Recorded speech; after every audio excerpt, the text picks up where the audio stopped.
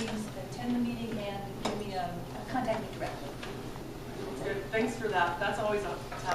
To me, that's one of the hardest jobs in Rotary. It's actually really easy. For other people, it's easy. For me, I can do other things easily, but that's hard for me. And I think everybody knows it's on the committee, that they're on the committee, that like Charlie said, the meeting is coming up this coming Thursday at 5:30 right here. And I'm doing the kitchen again. I'm working with Brett. He'll be catering again, and actually really looking forward to that because that was so much fun last year. So yeah, anybody that wants to work in the kitchen, you can see me when we're doing sign-ups. So we've got a short window to make this happen. It's going to be amazing. It's going to be awesome. Phantom of the Opera is the theme. So get ready to crank up on this one. And surprise, it's raffle time. I just sneak it in there before the end so I don't forget about it. All right. Hey, Dave, you want to draw out with me? Oh, sure. Yes, there are.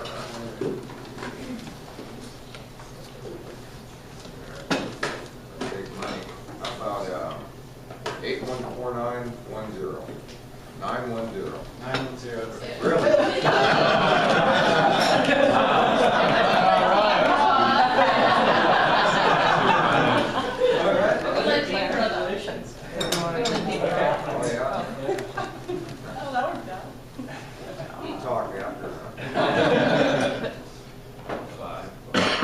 $5.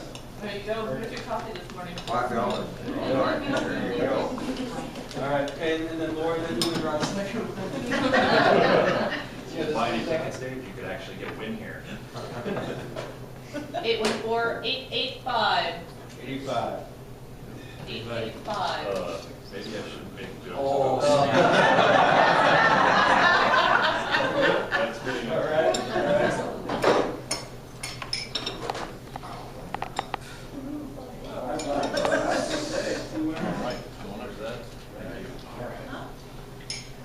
All right. Thanks, everybody.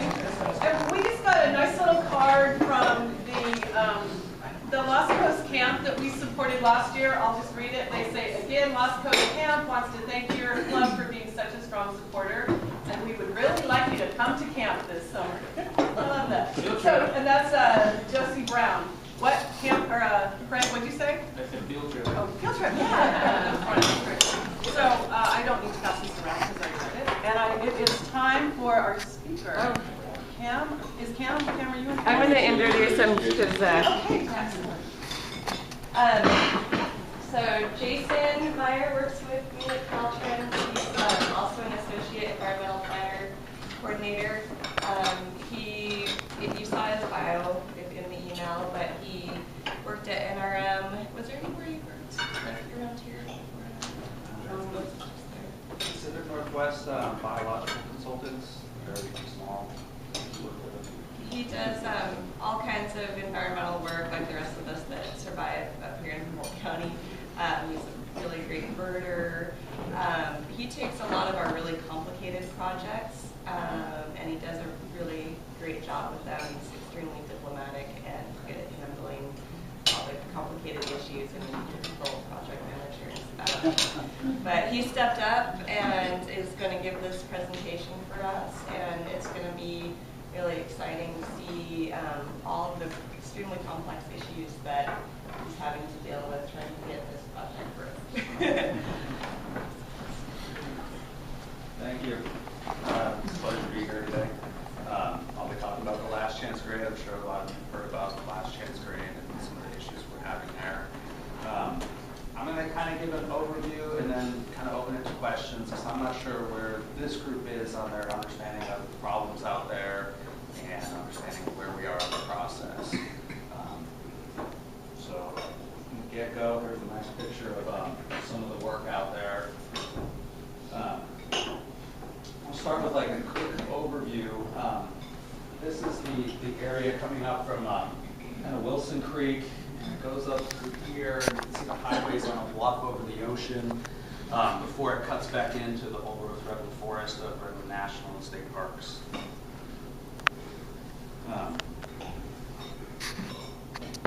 And there's the post mouse, another view of it. I want to look at the slides that are going on there. There's kind of two major types of slides going on there. One is them in the melange unit, which is this first part where you're coming up from Wilson Creek, and it's kind of wavy, kind of curvy, but it's slowly moving down, but in a way that's very maintainable for the highway. We do have to do work out there occasionally, but it's moving down slowly, and we can maintain the highway there. We're not too worried about the highway there.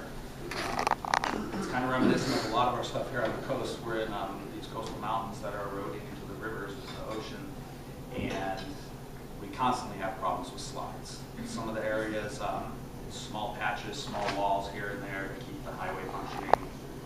Other areas like Last Chance Grade, there's a lot more going on, and we're having significant issues. So this would be the slower portion, the blue dotted lines. It's a slow slide that requires some work, but it's not dangerous.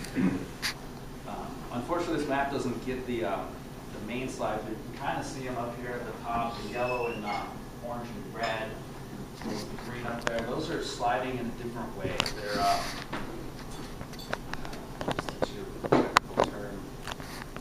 but basically, it's a lot more like blocky rocks that are sliding episodically faster than the slower moving slide. And what that means is that, well, basically the highway's harder to maintain there. We've got toe erosion, which you can kind of see.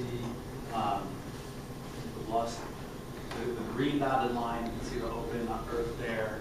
We've got toe erosion from the ocean eating away at the bottom of the slopes, and slides are coming down with that. So the two major slides we have going on out there within that formation, we have the north last chance slide and the south last chance slide. This is a lateral view of that area. You can see the south last chance slide is a little longer, and then the north last chance slide is a little shorter. They're both happening. They're both moving at different speeds. They're both moving fast enough that we're concerned. We've had a lot of projects over the last few years trying to stabilize the highway in that area. But as you can see, like, these are massive slides that go from the ocean up to the top of the ridge almost.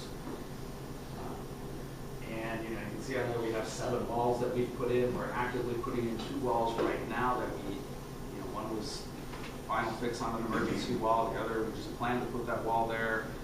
And I think we have, like, as soon as that's done, we have a current emergency project to put in another wall or 2. We're actively paving the area regularly. It sounds like they have to pave it like every month or so because they'll pave it and cracks open up.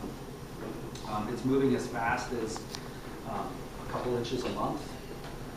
It moves episodically with the rains. Typically what we're understanding about how the slide works is we get the movement later in the rainy season. And that's after the rain has been raining on it for a while. It's all percolated down into the slide planes, so the slide planes are lubricated. The soil is full of water, so it's heavier. We get the movements kind of this time of year into April, May when it starts drying out. We are seeing that movement again this year. Here's a picture of what some of it looks like. This is the, go back, you can see where the slides kind of meet there. Right in the middle, that's where we're having a lot of difficulty because they're both moving and at different speeds. And this is what that looks like on the ground. It's the highway's very undulating. We weren't able to maintain like a level incline. You can see right here is one of the walls that is right on that slide plane, and that wall broke. I don't know if you've driven it recently. It's very obvious when you're out there. And we are patching that up as part of the emergency project. This is a quick graph. I didn't have it updated for the last year, but just showing how much it's been moving since we've been monitoring it over the past few years. You can see there's definitely like a jump in movement. And this is the 2015, back in 14 and 13. There's a little jump in movement, started moving a little faster. And over the years, we're talking about feet. I said a couple inches a month sometimes, but like kind of feet over the years. A couple feet down, a couple feet out, which means more feet on the diagonal. This movement that we're seeing, one of the fears is that this thing's going to just completely collapse into the ocean, and we will have no connection between Crescent City and Klamath, no northern route to the north coast here. We don't see that happening. That hasn't happened historically at this location. It's just been, these small slides that are moving fast enough to be alarmed, fast enough that we want to do something, but not so fast that we're worried about the whole thing collapsing. So what we're looking at, we most likely will be able to maintain it for the 10, 20 years it takes to build a bypass around it. We're not anticipating there being an emergency. We're not anticipating that, we'll be able to get to Crescent City today or next week. That's just not been shown in the history. It's kind of moving in that perfect place between like where we have to do something, but we're not worried about it failing completely. Here's another graph of the movement of one of the walls. Looks like this goes back between 2012 and 2015. That's vertical and horizontal movement, with a total over those 3 years of almost 5 feet horizontal and almost 3 feet vertical. So a lot of movement makes it really hard for us to maintain. This has been happening ever since we put the highway in.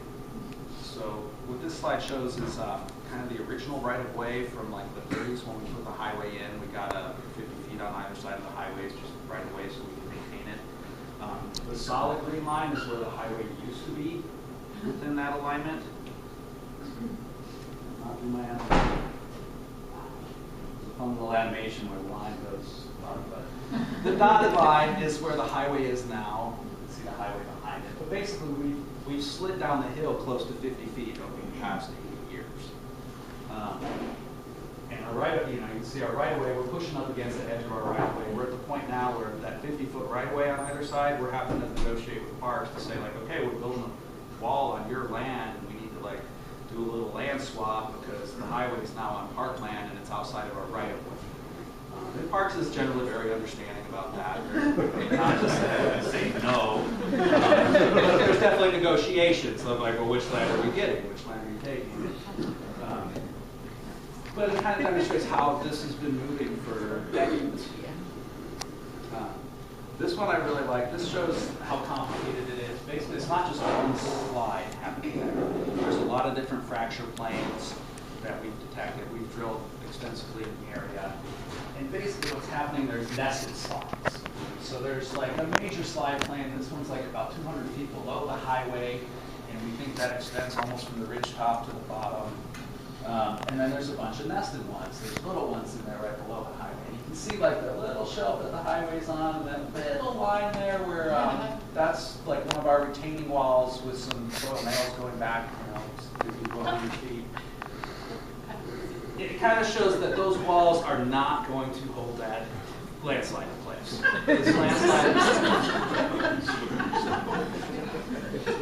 This landslide is way too big for me.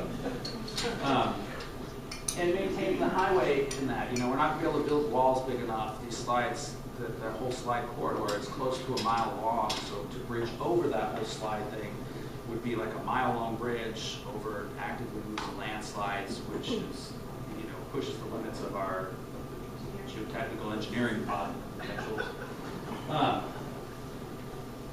So it's just massive. It's not the kind of land movement that we can control or even slow down. One of the things that rang out to me was I was doing the environmental documents for one of these walls, and the project manager called it a temporary wall, which typically like we wouldn't do that. Like, no, we're putting this wall here. This is a permanent wall that would be here like for 100 years until the concrete deteriorates or something. But to call it a temporary wall, I had to double check. Like, we really calling this temporary? And we're like, yeah, we don't anticipate it to last more than like 10 or 20 years at best. That's what we're seeing out there. So again, that describes the situation we're in. And we can keep putting those walls in there for another 10, 20 years, but we need to start working on that next step, that's the next solution. So again, massive slide. Now I want to get into some of the alternatives, and this is the same map that I have up here. We've looked at a lot of different routes around here. A lot of stuff has been proposed over the years. Right here we have a lot of parkland, which is kind of the left and top side of this. The bottom right side is green diamond land. It's kind of a plus that we're not dealing with hundreds of small landowners. It's just, kind of like state and national parks and green diamonds. Makes that coordination a lot easier.